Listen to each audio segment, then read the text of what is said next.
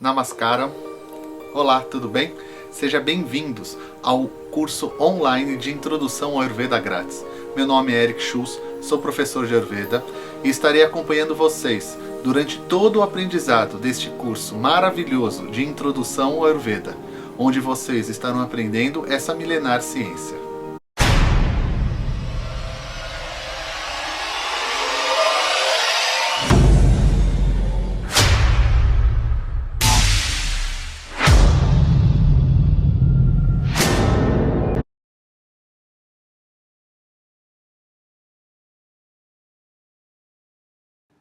Olá, amigos e amigas que estão participando do curso online de Ayurveda grátis.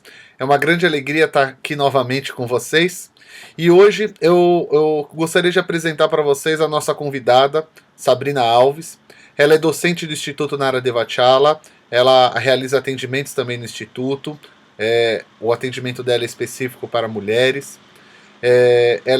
Ela dá aula no nosso curso de formação em Ayurveda de Ahara, que é a alimentação ayurvédica. Ela dá aula também da parte de Ayurveda para mulheres. E ela que é a coordenadora central dos nossos cursos de formação. Sabrina tem uma grande experiência em alimentação, em cuidados com mulheres, e ela vai trazer um pouquinho da experiência dela aqui para vocês hoje. E eu espero que vocês gostem, tá bom? Então fiquem com ela na aula. Namastê. Olá, boa noite. Namaskara. Hoje eu vim aqui apresentar para vocês o conceito de Ahara, né? O conceito, na verdade, de alimento, de alimentação. E o que é muito interessante dentro do Ayurveda é que é uma abordagem completamente filosófica.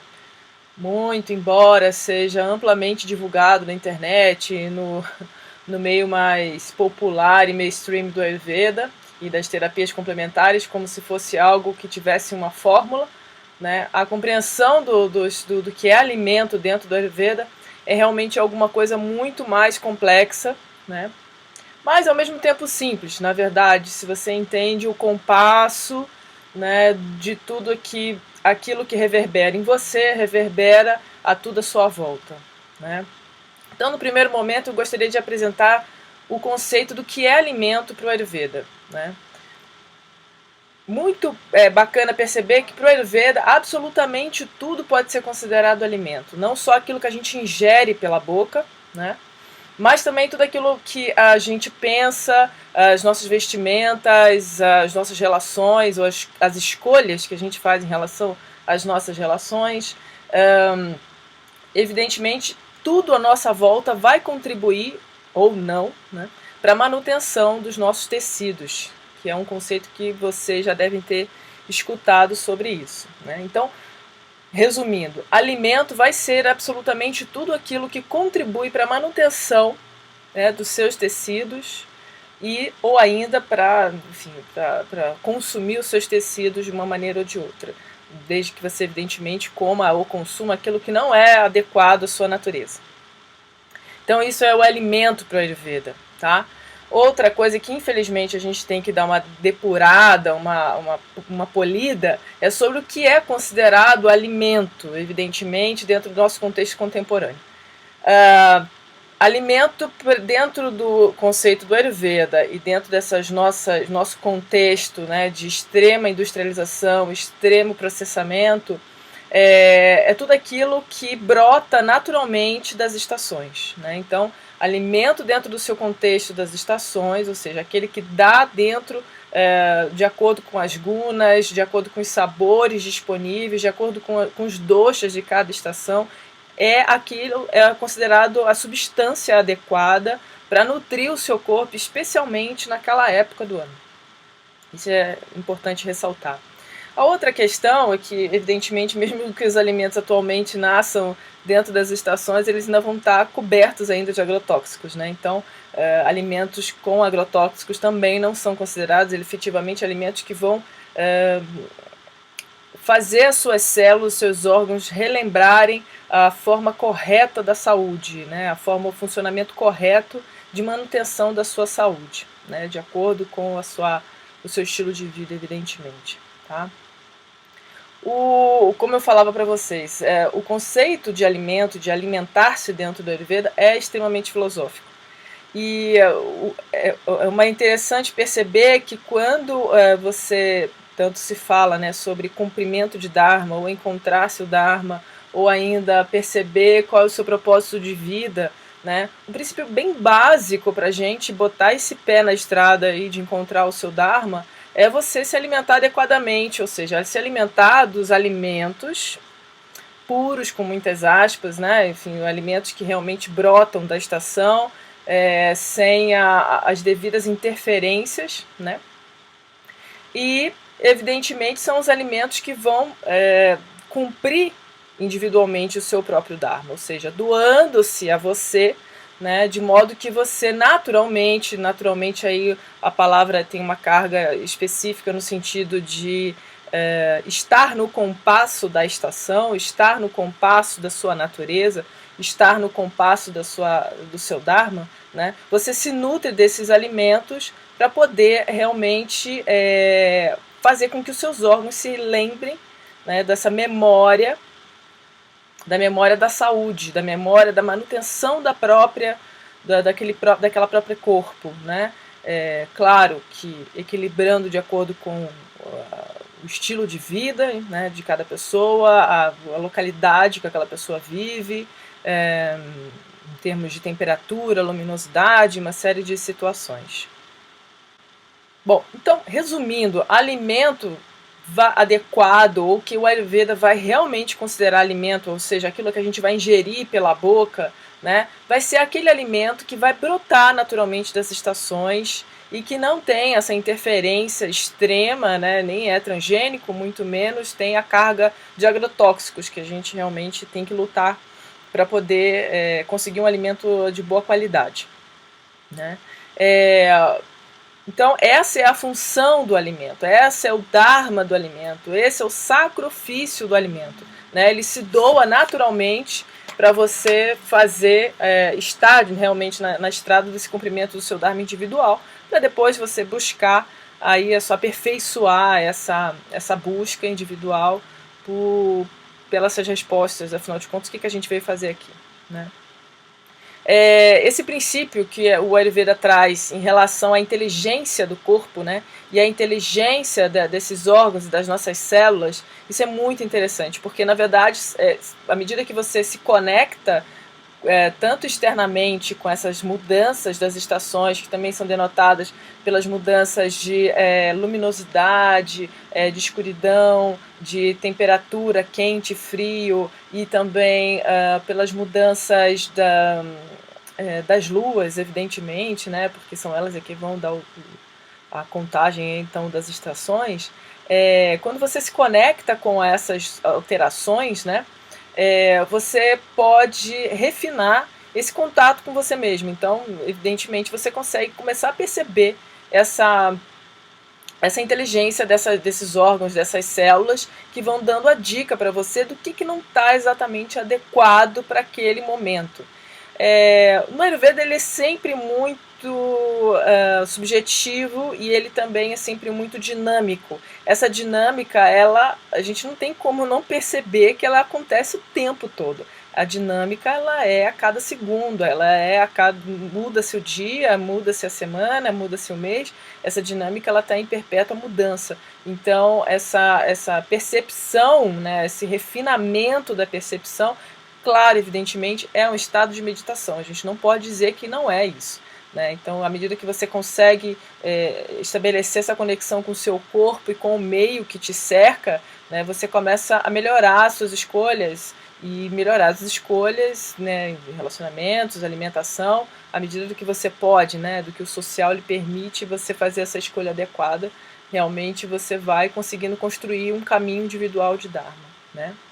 Bom, mas falando sobre essa inteligência, eu queria dizer o seguinte, uma dica que inclusive a gente já pode dar aí, em relação ao uso dos 5 sentidos para como os 5 sentidos precisam estar de acordo, né? Precisam estar saudáveis, né? A gente precisa estar com um bom paladar, com uma boa salivação, a gente precisa conseguir perceber corretamente o olfato, né? O aroma dos alimentos, o aroma do nosso entorno, a gente precisa ser capaz de enxergar, né? A gente precisa, a luminosidade adequada, a gente precisa ser... ter as ferramentas adequadas para transformar aquela luminosidade em informação, né, que imediatamente é transformada em Agni, no nosso Jataragni, né, não é à toa que os olhos são a casa, né, original de Pita, né, e o nosso tato, né, nosso tato. Eu vou falar um pouco para você como é que tradicionalmente o comer-se com a mão na Índia não é à toa, né. Bom, mas eu queria voltar numa situação que é o seguinte, o apetite, né, que é onde a gente consegue ter aí o nosso paladar ativado pelo apetite. E isso precisa de uma certa dinâmica funcionando, que é a salivação. A salivação ela vai dizer se você está disponível, que o seu corpo, o seu Agni, o seu Jataragni está disponível para digerir aquele alimento. Isso é de uma inteligência fenomenal, né? Mas não só isso, esse apetite ele vai estar também dizendo da sua disponibilidade para viver, seu apetite pela vida mesmo, né? Então, salivar por um alimento, ter apetite pela dinâmica da sua vida, vontade de acordar, né? Enfim, de fazer as suas atividades, de buscar novos desafios, né? Tudo isso vai interferir diretamente na formação e manutenção dos seus tecidos e, evidentemente, da sua saúde, né? Então o apetite ele é algo que precisa ser a porta de entrada para toda uma cadeia, né, de manutenção, de produção de saliva, de microagnes, de transformação e eliminação. Esse é um outro ponto. Não só aquilo que a gente ingere, né, ou seja, não só aquilo que a gente coloca dentro efetivamente da nossa boca, por meio do nosso apetite, da correta mastigação e tal, mas também aquilo como a gente elimina, né? Então, para o Ayurveda, poderíamos dizer, sem sombra de dúvida, que fica lá, 50% aquilo que a gente ingere é importante e 50% da forma como a gente elimina também é importante. Então, os malas, né, as fezes, a urina, o suor, tudo isso precisa também ser analisado e também precisa estar de acordo. Então, não adianta eu lá comer, sei lá, aquele melhor prato de legumes salteados com curry e, enfim, tá lá fresco, feito na hora, se eu não tenho Agni o suficiente para eliminar aquilo no dia seguinte com um correto bolo fecal, né? Enfim, que ele realmente possa sair sem nenhum sacrifício, que ele possa sair no horário correto, que é pela manhã, né? Então, se eu não sou capaz de fazer isso, realmente tem algum processo aí dentro dessas fases da digestão que realmente estão equivocados, né? Então, também não é só o que a gente ingere que é importante, tá?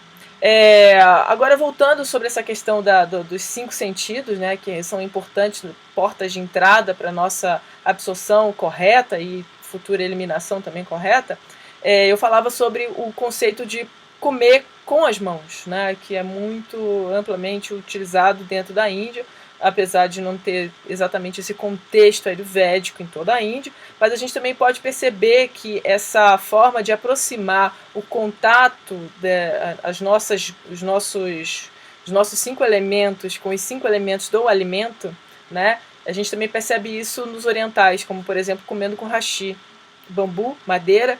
Então é uma forma intermediária, mas é uma forma intermediária mais natural, mais vegetal, que coloca ali os 5 elementos realmente em uma dinâmica profunda, que aproxima o seu corpo mais rapidamente, digerindo já previamente, né, auxiliando o processo de digestão em relação ao alimento. Então, o que é interessante para os indianos que comem com as mãos, né, o que é mais bacana?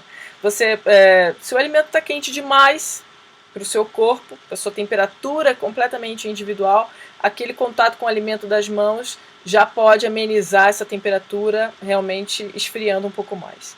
Se for o contrário, do alimento estiver um pouco mais frio em relação à sua temperatura, evidentemente sempre o ponto de partida é individual, pronto, você consegue ali naquele momento já aquecer o suficiente e levar a boca já de uma maneira que a temperatura, né, uma leve alteração já esteja ali sendo proposta para poder o seu corpo saber, ter a capacidade correta de digerir aquele alimento naquele momento. Então, essa é uma percepção bem interessante, né? Então, aí você tem o apetite, que é a sua capacidade de salivar, né? De produzir enzimas digestivas, de ativar o seu diafragma, de dar informações para o seu cérebro de que aquele alimento precisa de tal carga ou menos carga para digerir, né? E o conceito de você pegar com as mãos, né? Ou ainda de tentar aproximar os 5 elementos da refeição em relação ao seu corpo, como, por exemplo, o uso do hashi, né? Que também é bem interessante. Outra coisa que também é muito usual no Ayurveda em relação a essa percepção do corpo, principalmente no momento da refeição, é você estando, né, você realmente estabelecendo o estado de presença, é perceber um leve arroto. Por que isso acontece? Por que isso é interessante? Ou por que eu devo perceber esse leve arroto acontecendo? Assim como enfim, durante essas aulas todos vocês perceberam a dinâmica dos doshas, né? A gente pode dizer também que esse primeiro momento que o alimento entra no nosso corpo, a gente está ali lidando com o primeiro dosha, que é kapha. Porque a gente está triturando o alimento, ou pelo menos deveria estar triturando o alimento, de modo que ele fique suficientemente pastoso, né? Para poder seguir, né, para o processo de transformação, que a gente vai dizer que aproxima aí de Pitta, né? Mas a gente também precisa de espaço, né, que aí então entraria o conceito do Vata nesse momento. Alguns vão simplificar dizendo que a gente precisa ter um terço do estômago disponível, né, para poder todo aquele processo de digestão ocorrer com uma certa folga e não haver sobrecarga na máquina digestiva, né? Mas, de uma maneira ou de outra, o que se percebe é que quando você já tem esse espaço suficientemente coberto pelo alimento, esse leve arroto acontece. Não é um arroto estrondoso, mas é alguma coisa que, se você realmente estiver em estado de presença, você vai perceber. E o que é mais interessante é o seguinte: essa capacidade da quantidade de que você pode digerir, ela não só é individual, como ela é também única daquele momento. Ou seja, a dinâmica está presente mais uma vez, né? Então, você é capaz de digerir aquela quantidade naquele momento. Talvez em um outro momento você seja capaz de digerir mais, talvez em um outro momento você seja capaz de digerir menos. E esse arroto vai surgir dessa capacidade momentânea que você tem de digerir o alimento, né? Principalmente se for um alimento mais complexo, né? Eu já falo sobre isso. Então, esse arroto é uma forma de você estar em estado de presença, né? Ou seja, meditando ali naquele momento, de perceber aquele sacrifício do alimento ali, se disponibilizando para manter a sua saúde, e aí você então percebe esse aviso do corpo: olha, pode parar por aqui porque eu já sou capaz de digerir somente isso, não mais do que isso, né? Então, essa é uma percepção bem interessante também do conceito de alimentação dentro do Ayurveda.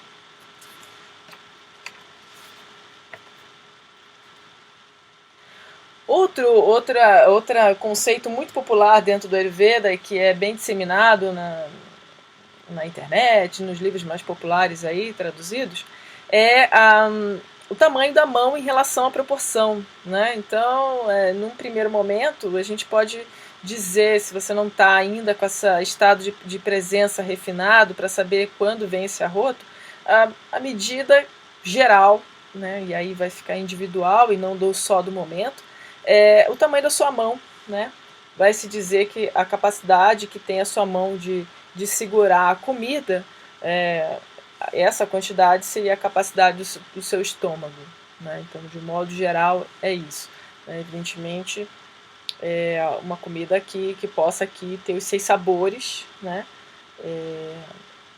Que realmente vai ser capaz de nutrir, que ela esteja fresca, que ela esteja saudável, feito na hora, de alimentos brotados da estação, né? Então, esse é um alimento adequado e em quantidades adequadas para a manutenção da sua saúde. Outro conceito que eu gostaria, acho que dá a gente introduzir aqui para vocês, é a questão dos 6 sabores, tá? Os 6 sabores, eles também são popularmente, são mais difundidos, assim como os conceitos de Kapha, Vata e Pitta, né? Mas antes de falar sobre os 6 sabores, eu queria abordar uma questão com vocês, que é o seguinte. Não exatamente a gente vai dizer que existem refeições para Vata, Kapha e Pitta, né? Agora eu vou apresentar o conceito de sabores para vocês e vou tentar explicar o porquê que não existe exatamente isso, né? Claro que assim, quando a gente está falando em termos de tratamento, você está ali tratando a vikrite, né? E então você pode fazer uma abordagem diretamente para aquela vikrite em desarmonia, tá? Mas quando a gente fala de manutenção de saúde, tá? A gente está falando que os 6 sabores são necessários serem ingeridos. Claro que a gente pode dizer que a ordem que os 6 sabores vão ser ingeridos também é uma coisa que vocês podem ver por aí em algumas denominações em relação aos 6 sabores. Vai haver uma certa definição da ordem que se deva consumir os 6 sabores. Também eu volto a dizer que esse tipo de observação ela é mais aplicável dentro de tratamento, não exatamente da manutenção de saúde. Ou seja, no final das contas, quando você está lá conhecendo o Ayurveda, aplicando o Ayurveda para sua família e tal, não é que você tem que fazer um alimento específico para cada pessoa ou para cada prakrute ou vikrute, sei lá, não. Na verdade, claro, se a pessoa estiver em tratamento é uma situação especial, mas para uma manutenção de saúde, todos podem comer igual. O que vai diferenciar, evidentemente, é a proporção de cada tipo de alimento que está sendo composto aquela refeição. Então, sobre os 6 alimentos, eles são compostos de madura, doce, né, que é fruto da combinação dos elementos terra e água, amla, que é o azedo, fruto da combinação de fogo e terra, lavana, que é o salgado, sua composição tem água e fogo, o cato, que é o picante, né, tem como composição então o fogo e o ar, o tikta, que é o amargo, combinação de ar e éter, e o cachaia, que é o adstringente, que é pouco percebido para a maioria das pessoas, né? E ele tem a composição de ar e terra, né? Então a gente pode dizer, ele vai estar muito presente, a função, né? Vai estar muito presente no final do processo da digestão. Né? Então ele vai ajudar na compactação do bolo fecal, ele tem um auxílio bem interessante para finalizar o processo de digestão em si. Então eu falava anteriormente sobre a quantidade em relação aos sabores que você deve ingerir. Né? Eu dizia que não necessariamente para uma montagem de uma refeição para uma família, por exemplo, existam pratos pita, pratos kapha, pratos vata. Não é bem por aí, na verdade. Talvez seja um certo equívoco de interpretação, talvez. O que é importante é você perceber que o sabor que mais tem papel fundamental em termos de função, de manutenção de saúde, é o sabor doce. Vamos só desmistificar que sabor doce, evidentemente, não é açúcar, tá? Principalmente esse açúcar que é industrializado e tal. Ele, na verdade, é um mimetizador, né? Você sente o sabor, mas a informação que chega ao seu corpo na hora do processo da transformação não é um sabor que vai gerar tecido. Então, ele não é um sabor doce. Né? Então, pelo contrário, o sabor doce vindo de açúcar cristalizado, refinado, ele vai perturbar a memória dos tecidos dos seus órgãos. Né? Então, os seus órgãos vão ficar maluquinhos, não sabendo exatamente o que cumprir, porque afinal de contas chegou uma informação que era doce, ou seja, está todo mundo preparado lá, todo mundo lá esperando se organizar para gerar mais tecido, mais saúde, de repente o que chega ali não é aquela informação que o seu paladar recebeu lá no início. Né? Então, dá uma bagunçada aí nessa inteligência dos órgãos que eu falava no início para vocês. Tá? Então, esse sabor doce, ele, em termos de composição de prato, vamos pensar assim, ele vai compor 50% do seu sabor, do seu prato, da sua refeição. Tá? De novo, repetindo, em termos de saúde, manutenção de saúde, uma pessoa saudável minimamente, tá?